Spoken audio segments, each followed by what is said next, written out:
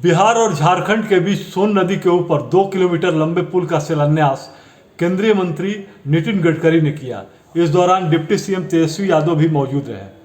नितिन गडकरी ने कहा कि बिहार में आने वाले कुछ सालों में कई एक्सप्रेसवे बनेंगे, साथ ही कनेक्टिविटी को बढ़ाया जाएगा। कोलकाता वाराणसी सड़क मार्ग के अलावा पटना सासाराम ग्रीनफील्ड एक्सप्रेसवे का निर्माण होने जा रहा है, जिससे पटना से सासाराम की दूरी महज 118 किलोमीटर रह जाएगी। यह सड़क पूरी तरह से नहीं होगी और नई जमीन खरीद कर बनाई जाएगी। उन्होंने कहा कि तेजस्वी यादव जो भी प्रपोजल लेकर आएंगे, सड़क संबंधी तमाम योजनाओं को उनका कार्यालय द्रुत गति से पास कर देगा।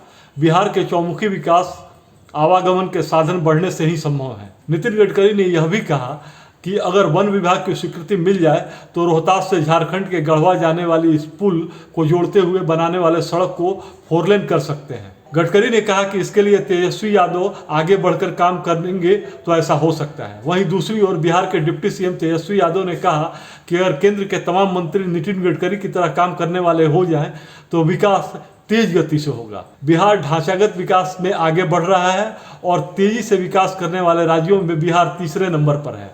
तेजस्वी यादव ने नितिन गडकरी के सामने फिर से बिहार को विशेष राज्य का दर्जा दिए जाने की बात कही। तेजस्वी यादव ने कहा कि देश के अन्य प्रांतों के विकास की रफ्तार से बिहार की रफ्तार में लाने के लिए विशेष सहायता की आवश्यकता है। तेजस्वी ने कहा कि वह नितिन गडकरी के कार्यशैली से प्रभावित है और उनसे बहुत कुछ सीखते रहे हैं। बता दें, 210 करोड़ की लागत से बिहार और झारखंड के बीच सोन नदी पर पुल बनाया जा रहा है, जिसका आज शिलान्यास हुआ। रोहतास में शिलान्यास कार्यक्रम में स्थानीय भाजपा विधायक छेदी पासवान के अलावा पलामू के सांसद बीडी राम, बिहार सरकार के मंत्री डॉक्टर अशोक चौधरी, मुरारी प्रसाद गौतम, अनिता देवी और जमा खान भी मौजूद रहे। साथ ही विधान पार्षद निवेदिता सिंह, पूर्व सांसद गोपाल नारायण सिंह, भाजपा के प्रदेश अध्यक्ष संजय जायसवाल, विधायक फतेह बहादुर सिंह आदि उपस्थित हुए। पर आज इस पुल में आते हुए मुझे आनंद इस बात का हो रहा है, ये ब्रिज की बहुत बड़ा इतिहास है। ये ब्रिज करने के लिए बिहार के पैकेज में हमने कोशिश की थी, कुछ अड़चनें आ गई।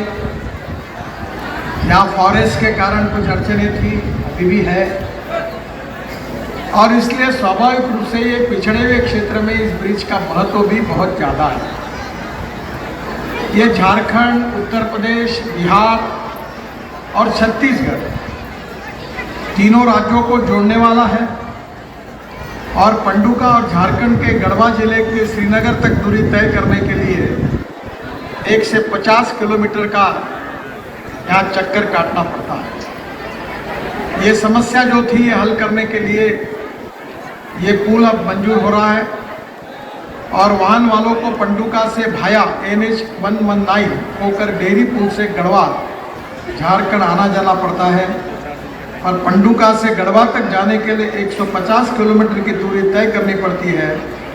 और इस पुल के बनने से 4 घंटे का समय भी बचेगा और ईंधन भी बचेगा। मुझे और खुशी है कि विशेष रूप से बिहार का जो हुआ है वो इस बार काफ़ी ट्रांसपोर्ट में सुविधा होगी, जो झारखंड के बाजार तक भी जाएगा और इसके विकास का भी बहुत फायदा होगा। जो 3 ग्रीनफील्ड कॉरिडोर हम बना रहे, वो सासाराम से 2 ग्रीनफील्ड एक्सप्रेसवे तथा 1 इकोनॉमिक कॉरिडोर गुजर रहा है, जो रोहतास और सासाराम क्षेत्र के विकास को नई गति देगी। इस ब्रिज के निर्माण में विशेष रूप से मुझे इस बात की खुशी है कि छेदी पासवान जी को मैं विशेष रूप से धन्यवाद दूंगा कि उन्होंने एक दिन, वो मेरे यहाँ जब इस पुल का काम मंजूर नहीं हो रहा था, वो बोले मैं बैठ ही जाता हूँ, मैं उठता ही नहीं। और उन्होंने आपकी समस्याओं का किला इस प्रकार से लड़ा कि मैं अधिकारियों को मैंने कहा कि भाई सब बातें छोड़ दो, ये श्री राम जी इतने बार मेरे पास आए हैं, अब इसको मंजूर करो और इसका तुरंत लेटर दे दो और इस विषय को समाप्त करो। मैं छेदी पासवान जी को विशेष रूप से धन्यवाद देता हूं।